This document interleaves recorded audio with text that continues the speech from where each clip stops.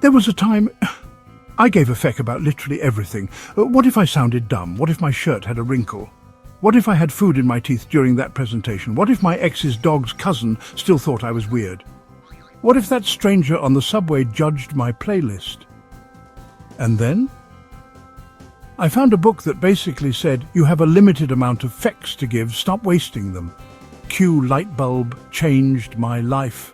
So buckle in, because in the next 10 minutes I'm going to teach you how to stop giving a feck and start actually living.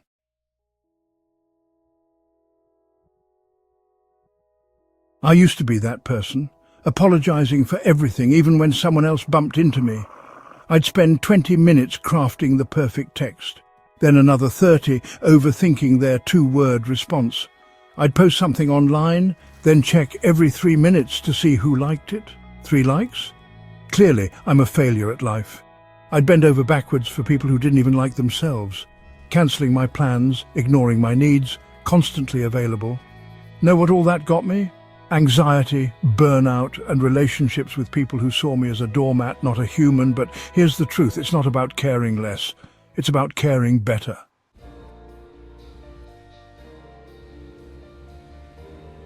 It's about realizing that your attention, your energy, your time, they're the most valuable currencies you have. And you've been spending them like a drunk tourist with a maxed out credit card.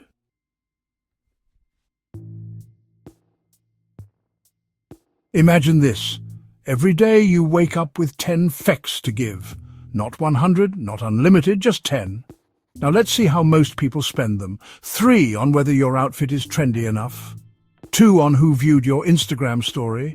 4 on obsessing over your post's likes. 1 on that weird comment your coworker made that was probably nothing. You've got 0 left, and it's not even lunchtime. Then life hits you with something that actually matters. Health news, relationship crisis, career opportunity, and you're tapped out. No fecks means limited. Spend them like they matter. Ask yourself, will this matter in 5 hours, 5 days, 5 years? If the answer is no, save that precious feck for something worthy.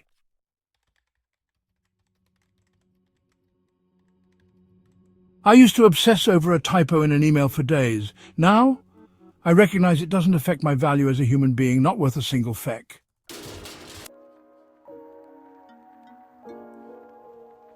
Let's talk values, the compass that guides where your fecks go. There are good values and destructive values, and most of us never consciously choose which ones we follow. Good values: growth, honesty, vulnerability, boundaries, self-respect, meaningful connections. Bad values: clout, constant validation, looking cool, people-pleasing, perfectionism, avoiding discomfort at all costs. Good values are within your control and lead to sustainable happiness. Bad values keep you chasing external validation that never satisfies.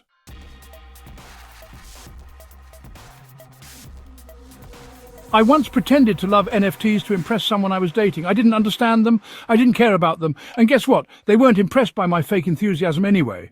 I was valuing their approval over my authenticity. Classic bad value.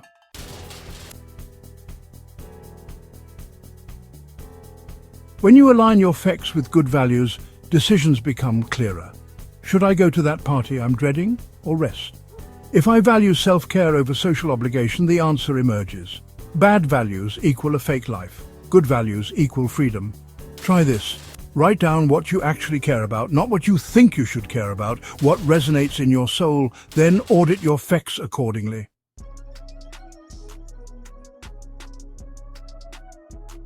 Here's the hard truth no one tells you. You don't avoid pain. You pick it. Everything worthwhile comes with its own form of suffering. The question isn't how do I avoid discomfort, but which discomfort is worth it to me? Working out is hard. Being unhealthy is hard. Building deep relationships is hard.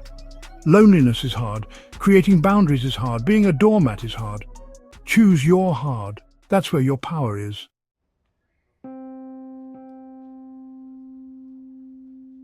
I used to avoid difficult conversations at all costs. The temporary discomfort seemed unbearable. But you know what was worse? The slow death of authentic connection, the constant performance, the resentment that built up over time.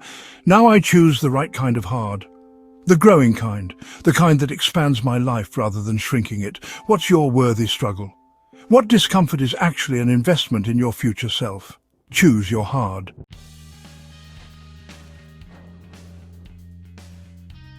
Ready for this? You're not special.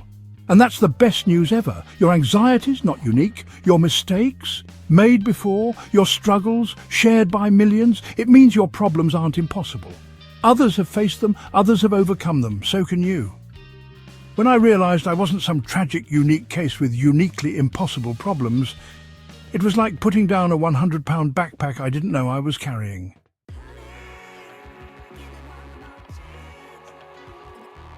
Your insecurities? Everyone has them. That awkward thing you said 3 years ago? No one remembers. That rejection that feels so personal, it's just data, not a verdict on your worth. You're not broken, just human. Part of this messy, imperfect collective called humanity. And once you accept your beautiful ordinariness, you can stop wasting fecks on being exceptional and start giving them to being authentic. Isn't that ironic?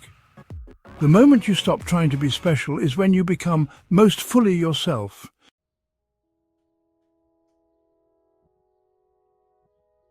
Let me get personal for a minute. Here's what actually happened when I stopped giving fecks about the wrong things. First, I stopped chasing approval. I unfollowed accounts that made me feel insufficient.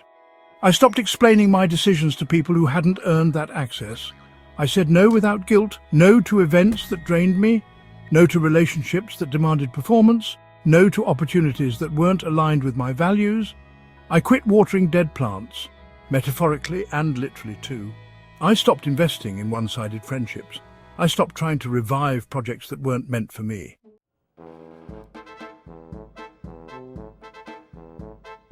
And then something magical happened. With all those saved fecks, I had energy to invest in what actually mattered. My anxiety didn't disappear. That's not how this works. But it became a visitor rather than a roommate. I could acknowledge it without being controlled by it.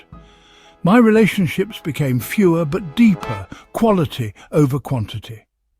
The people who remained got the real me, not the performative version. And I discovered this weird paradox. The less I cared about impressing everyone, the more confident I became. The less I chased external validation, the more internal peace I found. I'm not saying I'm enlightened. I still give too many fecks sometimes. But now I catch myself. I redirect. I remember what matters.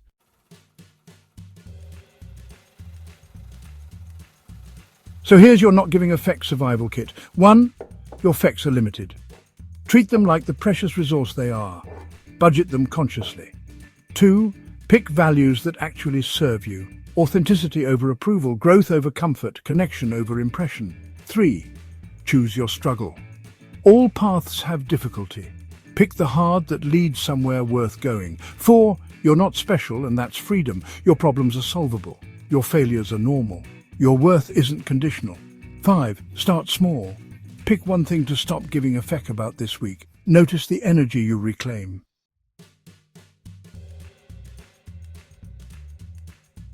Not giving a feck doesn't mean being careless. It means being intentional. It's not apathy, it's aligned attention. It's about creating space in your life for genuine joy, meaningful connection, and authentic purpose by releasing what doesn't deserve your precious energy. Comment one thing you're done giving a feck about. I'll go first.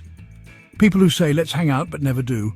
And if this resonated, please give a feck and like and subscribe for more real talk on creating a life that actually feels good to live. Remember, you can't control everything, but you can control where you give your fecks. Choose wisely.